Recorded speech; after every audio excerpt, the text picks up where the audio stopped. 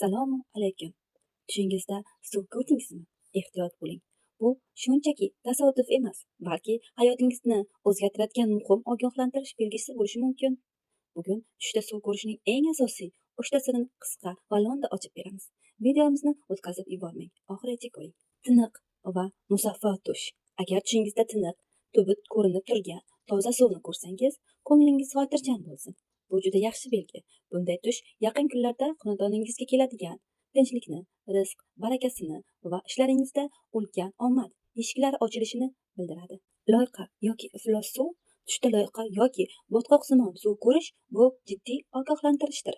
Bu hayotingizda paydo bo'lishi mumkin bo'lgan kutilmagan muammolar, tushunmovchiliklar yoki sog'lig'ingizga biroz e'tiborliroq bo'lishingiz kerakligini dalolat beradi. Atrofingizga hushyor bo'ling. Bo'ronli va toshqin suv, agar tushingizda ulkan to'lqinlar yoki o'ylarni bosib ketadigan toshqin suvni ko'rsangiz, bu ichki qo'rquv va yashirin tashvishlaringiz belgisidir.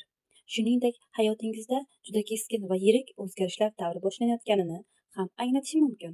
Xo'sh, azizlar, siz oxirgi marta tushingizda qanday suvni ko'rdingiz? Tiniqmidi, loyqamidi yoki vahimali toshqin? Hozirning o'zida izohlarni yozib qoldiring. Biz albatta o'qib javob yozamiz. Agar video sizga foydali bo'lgan bo'lsa, videoga like bosing va keyingi tushlar sizlarni o'tkazib yubormaslik uchun albatta kanalimizga obuna bo'lib qo'ying. Sog' bo'ling, salomat bo'ling.